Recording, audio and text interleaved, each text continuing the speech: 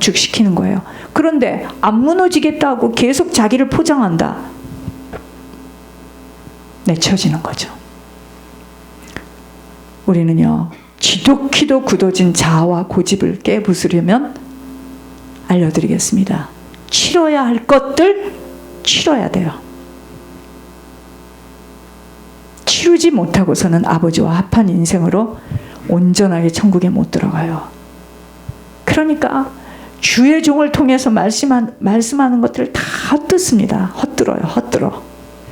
자신의 육신대로 처리한 것들에 대한 열매, 그래서 거둬야 됩니다. 하나님이 보시기에 바르게 세워지지 못한 것들은 다 무너뜨리셔요. 그래서 내게 있는 지금 환경과 사정에 감사밖에 드려줄 것이 없어요. 숨을 쉬고 있는 동안은 우리 모두 다 하나님의 기회를 주고 있어요. 길거리 공사할 때 보세요. 얼마나 소리가 나고 먼지가 나고, 또 어떤 때는 뭐죠? 테이프로 막아놓죠. 들어오지 못하도록. 여러분, 우리들을 공사하고 있을 때 한 번도 겪지 못한 일들로 지금 어수선하고, 무슨 일인지 우왕좌왕하고, 이제까지 살아보지 않은 구간으로 내 마음대로 살아가지 못하도록 막아내고 있습니다. 무슨 말이냐면, 처음에는 조금씩 하던 이 죄가 하나님이 기다립니다. 계속 이 죄가 세져요. 점점 세져요. 하나님은, 여러분, 성령님은 진짜 인격을 갖고 계시기 때문에 우리 죄를 한 번에 확 까발리지 않아요. 절대로 그렇게 안 하십니다. 감당할 만큼씩. 점점 그게 더 세지죠. 그럼 나중에 그냥 확 들춰내버려요. 왜 그런 일을 겪어요? 본인들이 그러는 거예요. 이 정도 아팠을 때 가서 치료받으면 나을 것을 계속 막고 또 막고, 아니라고 부인하고, 그럼 하나님 확 펼쳐버려요. 하나님은 모략의 하나님이세요. 무서운 하나님이십니다. 하나님을 우리의 작은 생각 안에다 집어넣고 까불면 큰일 납니다. 하나님은 무서운 하나님이세요. 본문은요, 에레미야가 고난당하는 백성에 대한 눈물과 슬픔이에요. 그래서 애갑니다. 하나님의 백성에게, 유다 백성에게 지금 고난을 주는 주체가 바벨론이 아니에요. 느부갓네살 왕이 아닙니다. 실제로 이것은 하나님의 분노의 매예요. 분노의 매. 옛적에는 그 하나님의 손은 자기 백성을 구원하시는 능력이 되었지만, 지금은 백성을 때리시는 손이 된 거예요. 여러분, 하나님이 지난번에는 저렇게 이야기하시고 이번에는 이렇게, 그건 내가 지금 그렇게 생긴 거예요. 이제 알겠습니까? 내가 지난번에는 왜 그렇게 이야기를 하셨느냐? 지난번에는 이유도 없이 뭔지도 모르고 어떤 동기로든 막 그 길을 갈 때 하나님이 칭찬을 해서 막 뒤를 부둥키셔요. 이제 아셨습니까? 근데 지금은 왜 그러시느냐? 정말 사랑하시니까 숨겨져 있는 그 사단의 집들을 지금 들춰내는 겁니다. 이제 알겠습니까? 우리에 따라서 하나님이 하시는 말씀이 다 틀려요. 매번 틀립니다. 저는 그걸 딱 들으면서, 지금 하나님이 이렇게 말씀하고 계시는구나. 하나님이 지금 좋지 않게 생각하는 것을 막으시고 살짝 이렇게 지금 말씀을 하시는구나. 제가 그러면서 그걸 들으면서 정신 차려야 되겠다. 까불지 말아야 되겠다. 안심하지 말아야 되겠다. 우리 인간의 이 머리로는 하나님을 알 수가 없어요. 절대로. 그래서 우리는 절대로 안 고쳐집니다. 뜨거운 불에 들어가야 돼요. 치워야 돼요. 그때 뜨거워. 그때 아이쿠 이렇게 되는 겁니다. 그래서 여러분들에게 아직도 고난당하지 않도록 뒤에서 배경이 돼서 막아주는 자식이 있다. 그게 여러분들을 지옥으로 데리고 가는 통로입니다. 아무것도 없어야 돼요. 아무것도 없어야 됩니다. 여러분이 치르지 않으면 여러분들의 후손이 또 치러요. 무섭게 치릅니다. 여러분이 치를 것 플러스 자기들 것까지 더 치러요. 내가 치르면 새로운 가문이 시작되겠죠.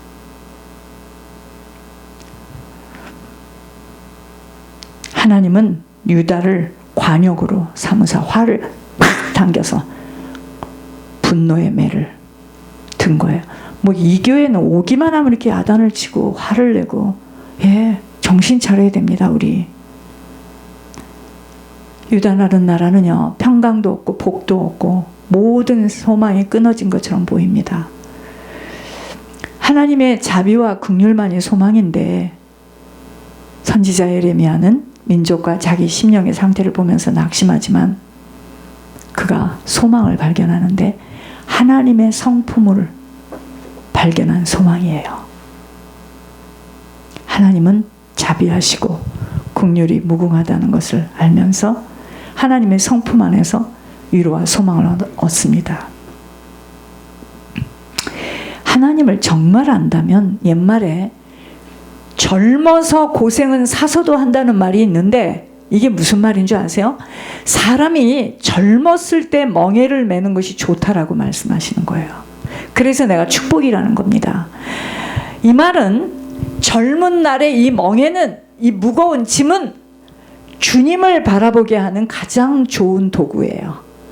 그래서 고난당하는 것이 유익이라는 거예요. 그러므로 어떤 것을 겪는 것에도 다 이유가 있어요. 불평하지 마세요. 지금 고생하도록 겪는 것은 아버지의 본심이 아니에요. 우리들을 지금 고치시는 것, 우리의 유익을 위해서 허락하신 것이기 때문이라는 것입니다. 결국요, 여러분들이 고난이라고, 제가 고난이라고 생각하는 이 고난은 내 죄로, 여러분 죄로 인하여 가져온 열매일 뿐이에요. 이유 없는 고난은 없어요. 잘 참아내야 할 것입니다. 아니, 뿌리지도 않았는데 어떻게 걷어? 여러분은 이럽니다. 그걸 뭐 얼마라고 그걸 뿌려요? 아이고, 여러분들 육의 생각이죠. 본문의 에레미야가 인정하는 것은 죄로 말미암아 고난이 왔다는 거예요. 그래서 아무 불평할 수 없어요. 그래서 오직 할 것은 마음과 손을 들어 하늘의 하나님께 회개함으로 나아가야 합니다. 에레미야가 백성들을 위해서 대신하는 회개는 말의 회개가 아니에요. 여러분들 말은 기가 막히게 잘하죠. 그래서 그의 눈에 눈물이 끊임없이 흘렀다는 겁니다. 주님은요, 어떤 순간에도 우리의 기도를 듣고 계세요. 에레미야가 자기 백성을 위해서 간절히 눈물 뿌려 기도하게 되니 하나님이 그 백성을 돌아보게 하시는 열쇠가 된 겁니다. 하나님은요, 그 에레미야가 눈물을 뿌려 기도하는 그 기도를 들으시고 놀라지 말라고, 두려워 말라고 응답하십니다. 여러분, 이제까지 사람을 도움받아 사람으로 힘을 얻고 사랑한 사람들의 한결같은 심정 다 떠났대요. 혼자래요. 외롭다는 생각으로 낙심하고 있는 모습, 이런 상태는 하나님과의 관계가 전혀 어떤 사람은 이렇습니다. 이런 사람들 관계가 다 망가지면 또 새로운 사람을 찾아. 이런 사람은요, 한마디로 소망이 없는 사람입니다. 또 새 것을 찾아서 새 것에 둥지를 들어. 그래서 그 사람하고 잘 관계를 해서 그 사람과의 관계 속에 또 자기 유익을 살려. 이 사람은 소망 없는 사람이에요.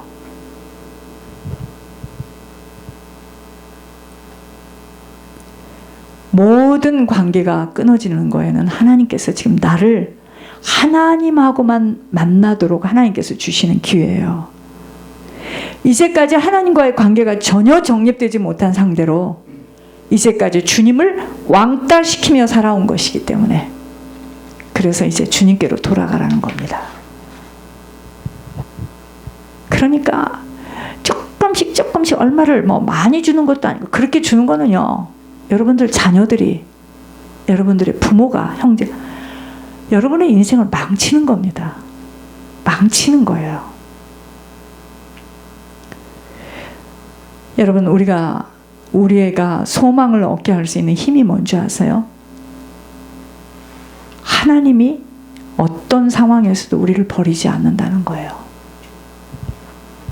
손바닥으로 하늘을 가리듯이 계속 나를 포장하고 죄의 자리에서 일어서지 못하는 나는 하나님하고 지금 숨바꼭질합니다. 하나님하고 숨바꼭질하는데 어떻게 하나님 있는 곳에 들어갑니까? 못 들어갑니다. 아버지는 온 인류의 한 사람 한 사람을 다 지켜보고 계시고 마지막 순간까지 모든 것들을 다 헤아리고 계세요. 그래서 이번 주는 기억하세요. 내 마음. 왜 사람들이 도박을 하고 마약을 하고 술을 먹고 담배를 피우고 가서 갬블을 하는 줄 아십니까? 왜 가서 음란한 짓을 하는 줄 아십니까? 왜 가서 이것을 막 게임을 왜 이거 하는 줄 아십니까? 알려드릴까요? 마음을 둘 데가 없어서 그래요. 죽을래야 무서워서 못 죽고 마음을 다 사단에게 빼앗긴 거예요.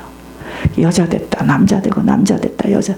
마음을 어떻게 이 버려진 마음을 추스려서 빨리 주인인 하나님께로 딱 데리고 들어오면 되는데 이제 알겠습니까? 마음과 손을 하나님께 드세요. 외롭고 허전하고 두려워서 이 마음을 다 뺏긴 거예요. 마약에 뺏기고 도박에 뺏기고 사치에 뺏기고 음란에 뺏기고 게임에 뺏기고. 이제 알겠습니까? 그러니까 안 되면은 폭력으로 던지고 때리고 돌아서면 미안하고. 이제 알겠습니까? 마음과 손을 하나님께 돌리세요. 살려달라고 하세요. 절대로 우리를 포기하지 않아요. 교회 소식. 젊은 날에는 자기 고집과 자아와 자존